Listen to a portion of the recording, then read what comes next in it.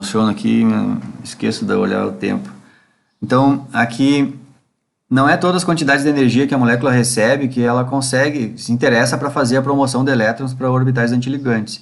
Então, a absortividade molar é isso, é um valor que cada molécula tem para cada comprimento de onda, certo? Esse valor numérico ele é dado em unidades invertidas. Aqui, por exemplo, a gente tem uma unidade de centímetro, né? Geralmente o B, o caminho óptico é dado em centímetro. Normalmente as cubetas têm 1 centímetro, até para facilitar nas contas, né? Porque tu vai botar o número 1 aqui e não vai interferir em nada nos cálculos. E as concentrações são em molaridade. Então, essa absortividade molar aqui, ela já é expressa dividido por molaridade e por centímetro. Então, ela é molaridade na menos 1 e centímetro na menos 1. E é isso. Eu gosto de dizer assim, de modo bem simples, que a absortividade molar de uma molécula em um comprimento de onda é quase que uma carteira de identidade dela. Cada molécula vai ter diferentes absortividades molares nos diferentes comprimentos de onda. E é uma coisa que distingue ela das outras, inclusive, né? Qual é a característica em ela absorver luz? É muito difícil ter duas moléculas com todas as absortividades molares em diferentes comprimentos de onda com valores iguais, entendeu? Então é tipo uma carteira de identidade dela, identifica meio que a molécula, né? Só que na espectroscopia aqui, vocês podem pensar assim, nossa, mas que trabalheira, né? Na prática, a gente nem se preocupa com a absortividade molar da molécula. Eu digo não se preocupa pela questão matemática. Porque é o seguinte, cada molécula vai ter um valor de absortividade molar num comprimento de onda, beleza? Só que quando a gente fizer os experimentos, a gente vai sempre escolher um comprimento de onda. Então, até nem nos interessa muito que valor numérico é a absortividade molar daquele comprimento de onda. Só nos interessa uma coisa, se é um valor alto, é bom, vai absorver bastante luz. Se é um valor baixo, não é tão bom porque não vai absorver tanto, só isso. Mas como esse valor aqui, se ele é alto ou baixo, mas a gente não sabe o valor numérico, para nós não interessa muito. Por quê? Porque vai ser um valor constante em todas as contas. Vamos supor que o valor fosse 500. Toda hora que tu fosse fazer os cálculos, tu colocaria 500 aqui. E outra, o caminho óptico. Também, a gente sempre, normalmente usa uma cubeta de 1 centímetro, mas mesmo que a gente usasse uma cubeta com 2 centímetros de largura, sempre a gente vai usar aquela cubeta com 2 centímetros. Então, se tu está medindo aquela molécula e a absortividade molar dela é tal lá, que a gente não sabe, vai ser sempre aquela absortividade molar, naquele comprimento de onda, né? Então, a gente não se preocupa com essa informação.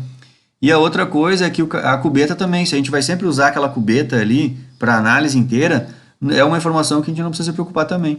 E aí, na real, a gente fica só com essas duas coisas. As únicas coisas que tem são duas variáveis.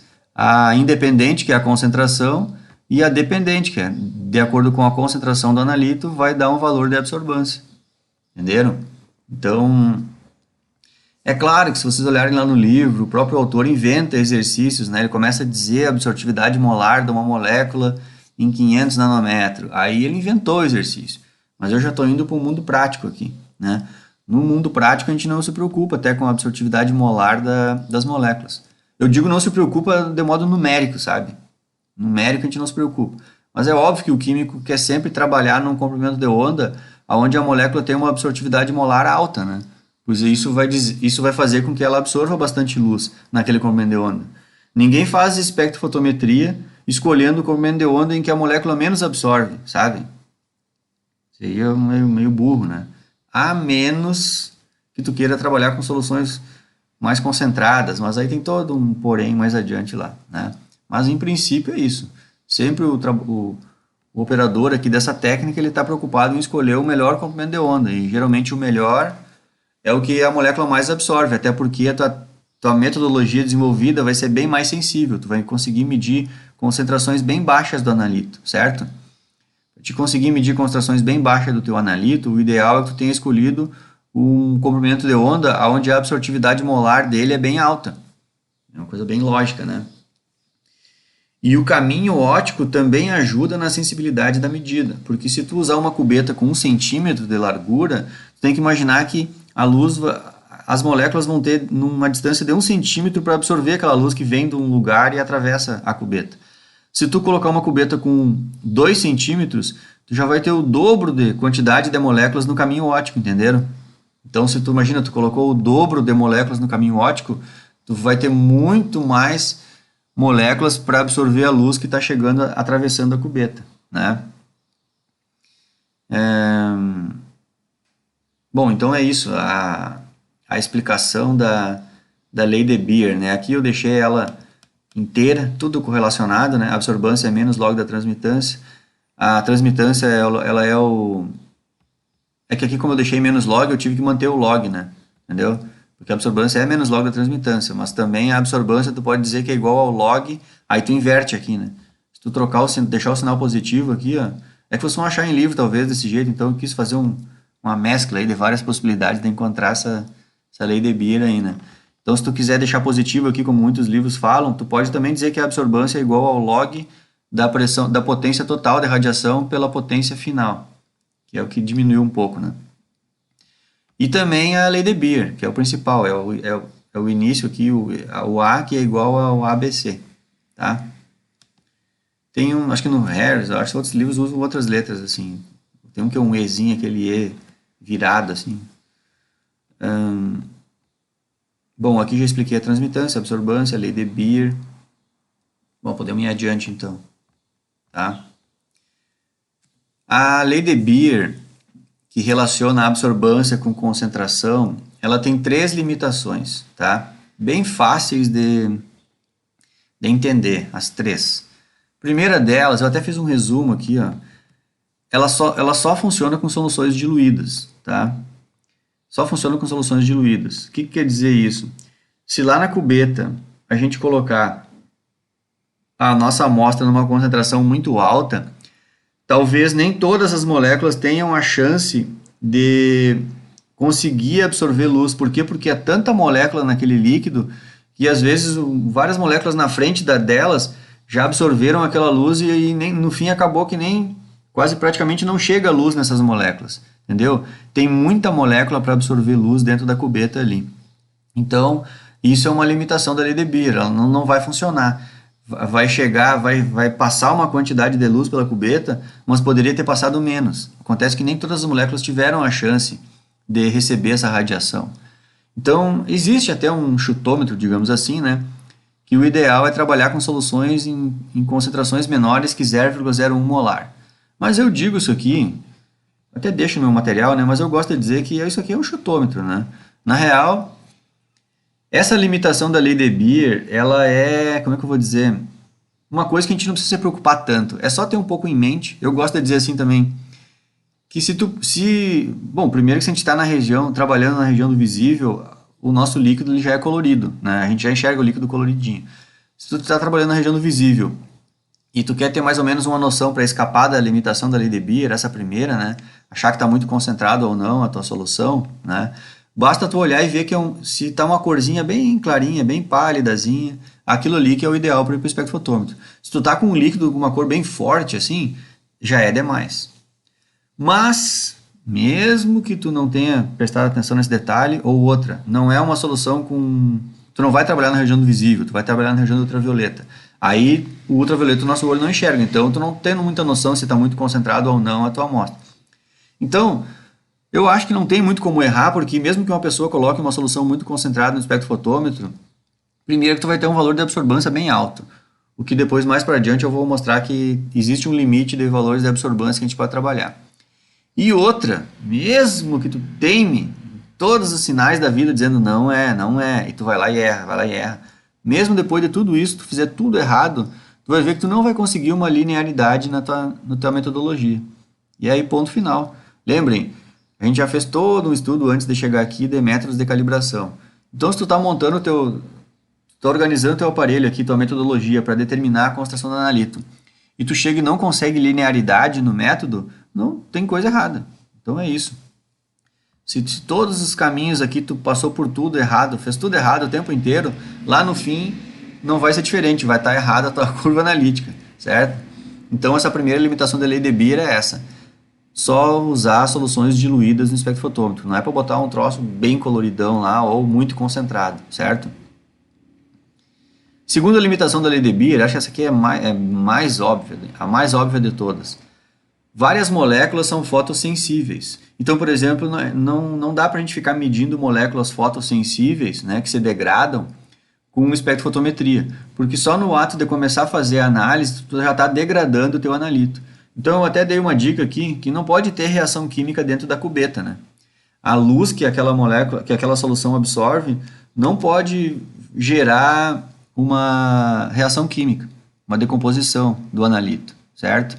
Então, acho que é uma coisa bem óbvia isso aqui, porque o nosso material de trabalho aqui é a luz, né? Então, é isso. E outra, várias análises usam luz ultravioleta, né? Uma luz com uma quantidade energética bem razoável. Então, é bem tranquilo isso aqui acontecer, certo? Então, é um detalhe, é uma limitação da lei de Beer. A terceira limitação, ela já meio que foi superada, né? Eu deixo no meu material, mas alguns aparelhos já superaram ela, só que custa bem caro. Depois eu até vou falar sobre esse aparelho aí. Mas a terceira limitação é a seguinte: a radiação que chega na cubeta, ela tem que ser monocromática, ou seja, tem que chegar sempre um comprimento de onda de cada vez lá na cubeta. Por que isso? Porque aquele detector de luz, ele não consegue diferenciar que comprimento de onda era aquele, entenderam? O detector de luz, ele é só um aparato que é sensível à luz. Ele não sabe se aquela luz chegou ali a 500 nanômetros, 350, 400, 410, 400, sabe? Ele não sabe. Ele só sabe que chegou luz ali e dá um sinal. Aquilo gera uma corrente elétrica, inclusive. E dá o sinal, o aparelho interpreta e deu. Então, como é que um químico vai saber se a molécula absorveu em 500 nanômetros? Ele vai ter que emitir só 500 nanômetros lá na cubeta e ver o sinal que o detector de luz dá. Entenderam? Então, se o químico sabe que ele irradiou só 500 nanômetros na cubeta e o detector de luz te mostra que tem molécula absorvendo aquela luz, então a gente diz que a molécula absorveu em 500 nanômetros. Entenderam? É isso. Então, essa é uma limitação da lei de Beer. Sempre a gente tem que incidir na cubeta um comprimento de onda específico. Isso significa luz monocromática. Mono quer dizer uma cor. Luz com uma cor. Na real, quer dizer um comprimento de onda, né? Não sei se eu podia escrever diferente isso aqui. A radiação incidente precisa ser monocromática. Não, acho que todo mundo entendeu, né? Não vou complicar aqui. Estou explicando aqui já, né? Então, acho que todo mundo entendeu. Mas vocês vão ver que tem um tipo de aparelho aí que ele tem uma construção física. É bem aquilo que eu falo, é uma evolução da técnica, né? Só que custa caro, até hoje ainda é bem caro. E ele escapou dessa terceira limitação aqui. E é bem interessante esse aparelho. Bom, então aqui acho que a gente encerra, né, as limitações da lei de Beer. E aqui eu vou mostrar para vocês o instrumento. Eu gosto de dizer que é o mini desenho do instrumento, né? O que a gente precisa saber, né? O que é cada componente principal de um espectrofotômetro de absorção molecular? Ele tem esses componentes aqui, ó, que são necessários para que o aparelho funcione. O primeiro componente é a fonte de luz. E aí depois eu vou explicar cada componente desse detalhadamente, né? Aqui eu vou explicar de modo geral, assim. Ó, sempre tem a fonte de luz, que é a que emite a luz. Aqui eu vou explicar bem facilzinho, sem muito detalhe, tá? Ó, uma fonte de luz que emite luz, beleza? Essa luz ela vai passar por uma fenda. Essa fenda ela simplesmente dá uma diminuída no facho de luz que vai seguir adiante no aparelho, entendeu? Não é só botar a lâmpada. Se não tivesse isso aqui, iluminava todo o aparelho por dentro. Já começa por aí, imagina. Tu vai botar tem uma caixa lá. Na internet eu tava botando, eu não quis botar no meu material, né? Porque é meio propaganda assim do troço. Mas eu vou catando umas fotos da internet e botando, né? Tá aqui um espectrofotômetro, é uma caixa, entenderam? Estão vendo aqui? Uma caixa, um troço quadrado, né? Então, se tu imagina, tu bota uma lâmpada lá dentro e não seleciona toda a luz que vai seguir no caminho óptico, tu acaba iluminando toda. Então tem isso, né? Então, ó, aqui a fonte de luz, né? E essa fonte de luz aqui, ela emite luz, vai passar por um aparatozinho que vai diminuir, vai só uma determinada quantidade de luz segue adiante, o resto não segue adiante. Essa luz que veio da fonte de luz, ela vai chegar num obstáculozinho chamado de monocromador, né? Inclusive o monocromador, ela envolve tanto esse aparato aqui que difrata a luz, né? Como as janelas, as fendas de entrada e saída. São duas janelinhas aqui que a gente mexe. O mais correto é dizer que tudo isso aqui é um monocromador, né? Peraí que estourou meu tempo aqui.